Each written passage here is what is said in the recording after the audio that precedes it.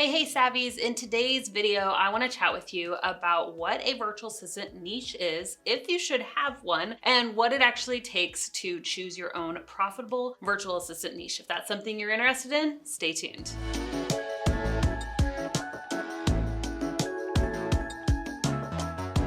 If you haven't met me, I'm Abbey Ashley. I'm the CEO and founder of The Virtual Savvy. Here on my channel, we talk all the time about virtual assistants, how to get started, how to grow and scale your own at-home business. If that's something you're interested in, make sure that you subscribe to this channel and then click that bell to be notified every time I release new content. When I first started my virtual assistant business, I started out, as most virtual assistants do, offering general admin skills. Now that was everything from answering customer service emails to doing social media to creating simple graphics in a tool like Canva. I was blogging. I was even doing appointment setting phone calls. That didn't last very long with a baby and a 2-year-old, but I did it for a little while and really offered a little bit of everything. And to be honest, this is how I recommend for most virtual assistants to get started. I wouldn't take back that time for anything, because what happened when I was a general VA is I learned what I liked to do and what I didn't like to do. Very quickly, I realized appointment setting phone calls was not for me, but I actually had no idea what skills I really had until I got out there and just started working with clients. I remember one day I had a client who I was doing a lot of just general admin work for ask me if I would be interested in trying out writing a blog post for her. And I liked writing. I was pretty good at English in high school. And so I said, yes, I haven't done that before, but let me give it a try. I would love to attempt this. I think I could do a really good job. This is a side note. That's a really great line that you can use if a client asks you to do something that you're unfamiliar with. And so I started blogging. I created an outline and I started filling in the content, really trying to tune into her voice, and something magical happened. I realized, oh my gosh, I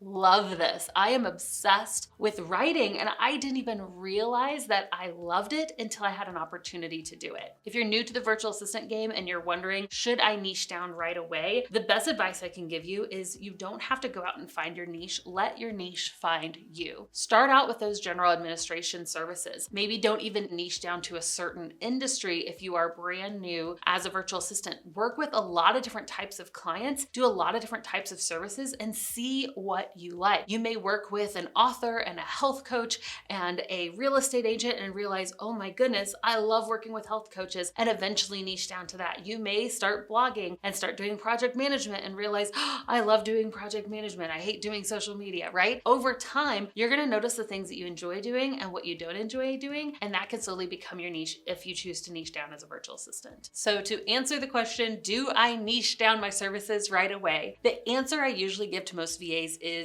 no, I wouldn't recommend so. Now, I will say there's a caveat to this. Whenever I talk to somebody who has a lot of previous experience in one service or one industry, then it may be a good idea to niche down right away. For instance, if you've been building websites for 10 years and you love Squarespace and you are obsessed with websites, you might not want to go and just offer $35 an hour general admin services if you can go ahead and jump up to charging $2,000, $3,000, $5,000, $7,000 for a website, right? So that would be an exception to the rule. I already have a really high-end service that I want to go ahead and niche down to because I have experience in it. Another way that you might want to niche down right away is if you have a strong connection to an industry. I'm not going to tell you to go and work with any and all types of business owners. If you have tight connections to the real estate industry, maybe you've been a real estate professional and you have so many connections in that industry that it would be silly not to go ahead and niche down to that. So again, these would be exceptions to the rule, but the general rule I would say is actually to wait to niche down. Yes, I know it said that the riches are in the niches, and I do believe that. Whenever you niche down, there's something magical that happens. You're able to speak to your clients' pain points. You're really able to talk directly to them. You're able to say, I am an expert in this area because I have really honed down my services,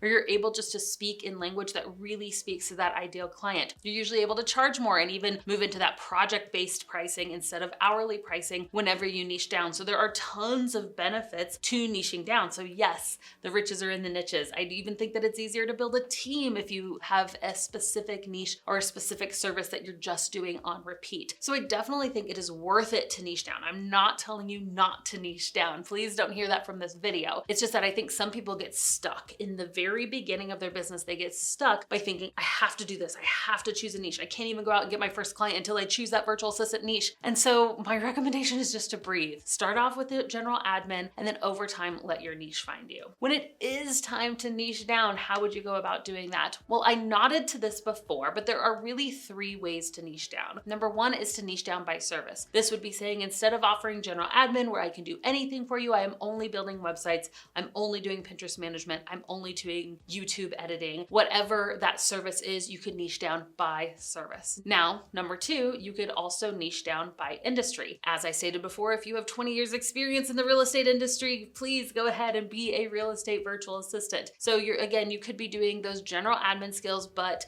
to a very specific industry. I only work with authors, I only work with health coaches, I only work with course creators. You can niche down by service, or you can niche down by industry. And the third way you can niche down is by doing both. You could say, I only build websites for course creators, or I only run Facebook ads for health coaches, and that could be your niche. So 3 ways to niche down. You don't have to do it in the beginning, but once you do, these are the options that you have. I also get asked the question a lot, if I'm doing general admin services and then choose to niche down, what do I do with my current clients? So I wanna address that really quickly. Whenever you are choosing a niche, again, I think it is a great step in your business. It's a way to charge more. It's a way to move to those project-based pricing packages instead of hourly pricing packages. But when you decide to do so, don't feel the pressure to have to convert all of your clients right away. Whenever I transitioned from doing general admin to copywriting, I still kept all of my general admin clients. I just started adding copywriting clients, right? So I started signing people to my new higher copywriting packages. And then once I felt like I had that financial buffer in place, that's when I started telling my current clients, hey, I'm not doing general admin. Some of them came over and became copywriting clients, which was great. And some of them didn't because they didn't need that service. And that was okay because I had already filled up that space with new higher end clients. So that would be my recommendation. This doesn't have to be flip of the switch. I change everything over at once. If you're doing general admin, I would recommend to continue to do those services, but maybe go ahead and change your website. Maybe go ahead and only start marketing your new copywriting skills, and then you can slowly make that switch. I would love to know in the comments below, what niche are you thinking about doing? Have you already kind of let that niche discover you? Are you still in the beginning stages and thinking about offering general admin? Let me know in the comments. Now, if you've watched this video and you're thinking,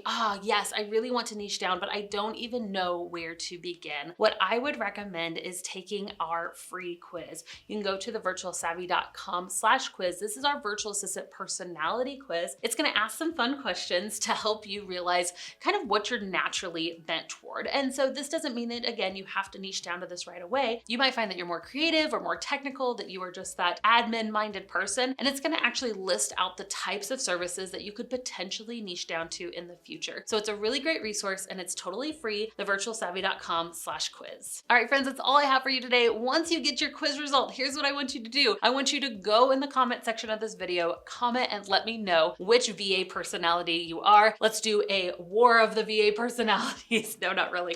Which one is best? Team Blue. No, go ahead and comment below. Let me know what personality you are. We're all created uniquely and you have gifts to share with the world. I can't wait to continue to help you on this journey.